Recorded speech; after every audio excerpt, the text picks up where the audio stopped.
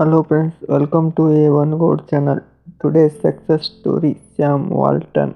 In the late 1940s, Sam Walton opened a second Ben Franklin variety store franchise.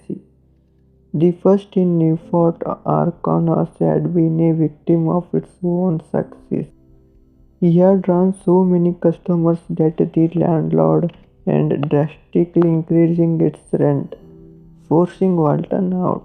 Walton's second store in Bentonville, Arkansas was in building his own. Furthermore, he had secured a 99-year option to lease the space next door.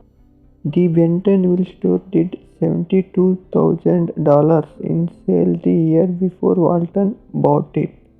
After he took over, its sales grew steadily in each of the first 3 years to $105,000 in the first year, $114,000 in the second, and $175,000 in the third. Rapid expansion with successes running stores in Newport and New Bentonville. Walton and his brother James hopped in a car to scout farm locations. James, a pilot in the war, even bought a second-hand airplane to expand their search. He also 7 real-life ways to become a billionaire. In 1954, when Walton was 36, he expanded again, opening a store with his brother in Ruskin Heights just outside of Kansas City, Missouri. The opening was the beginning of a national-wide strategy to get his store managers on board with his aggressive expansion plan. Walton would often offer managers a chance to buy into the business. By 1962, with help from his brother, father-in-law, and brother-in-law, Walton owned 16 stores in 3 states. 15 of those stores were Ben Franklin franchises, and Walton wanted it to expand even faster.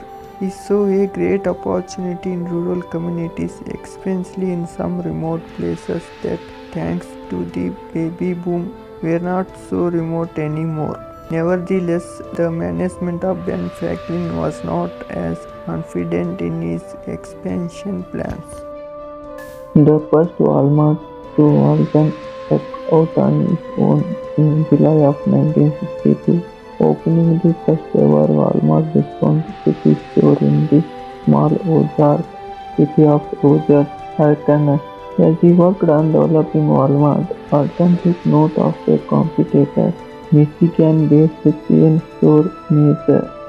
Its one-stop shopping supercenter was unique in the early 1960s, and it seemed to be a natural fit for Walton's geographic strategy.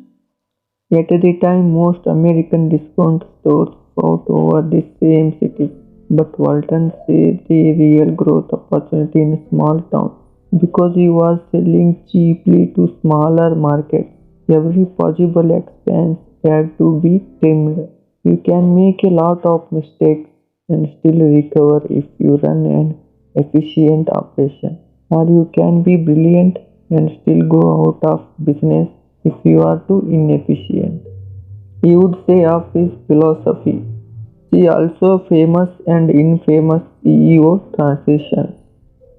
One of the largest costs his operation faced was transportation. As Walmart expanded, one tactic was to make sure that all stores were within a day's drive of a Walmart warehouse.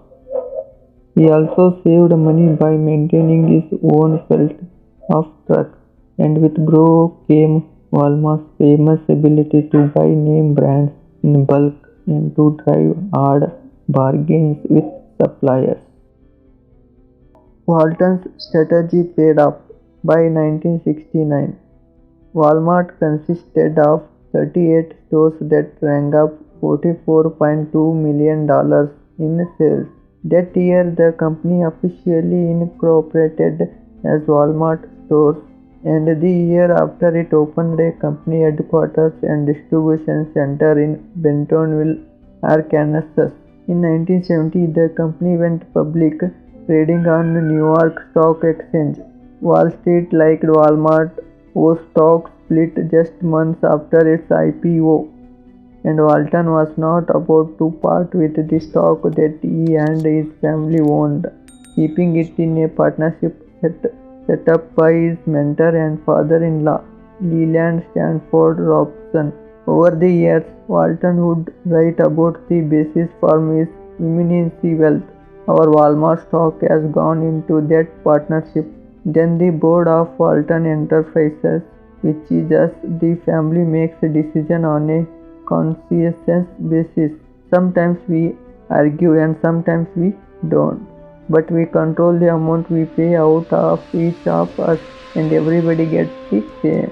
That way we accumulated funds in enterprises rather than throwing it all over the place to live high. In the 1970s, Walmart kept expanding, adding stores in Kansas, Louisiana, Tennessee, Kentucky, Mississippi, and Texas by 1975.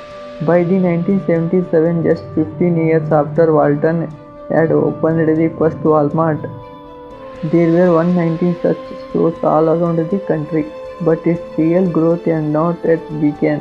In 1985, Walmart would open its 18th store. Walmart turned 69 in 1987, and Walmart celebrated its 25th anniversary. At the time, Walmart boosted and saving 1,198 locations around the country and annual sales of $15.9 billion. Its army of employees numbered 2 lakh people. The year also marked the completion of one of Walton's most ambitious logistics projects, a proprietary satellite network connecting every store, warehouse and office to the Bentonville headquarters. The network allowed headquarters to track inventory and sales in real time. It was at the time the largest private satellite network in the world. This investment paid off as Walmart became more profitable than well-entrenched retail rivals Kmart and Sears by 1988. 2 years later, it would outstrip them both to become the largest US retailer by revenue. See also how Walmart model wins with everyday low prices. By the early 18th, all those sales made Walton the richest person in the United States, according to Forbes. From 1982 to 1988, he held the top spot on that list, losing it in 1989, when the editors recorded Walton's fortune as belonging jointly to him and his 4 children. 1988, at the age of 70, Walton retired as CEO, handing the reins to Walmart veteran executive David Glass. Walton would stay on as chairman of the board until his death 4 years later. Those were years that bore out the practice he spent the bulk of his adult life developing. As Walmart grew to become the largest retailer in the United States, opening stores in the California, Pennsylvania, and even Mexico, where it debuted in 1991. George H. W. Bush awarded Walton with the Presidential Medal of Freedom in 1992, the last year of the business magnate's life. The University of Arkansas Business College was renamed the Sam M. Walton College of Business in his honor. Maybe I was born to be a merchant. Maybe it was fate.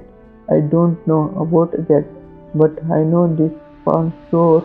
I loved retail from the very beginning. Walton said of his reputation. By the time of his death in 1992, Walton bequeathed a fortune of more than $100 billion onto his heirs.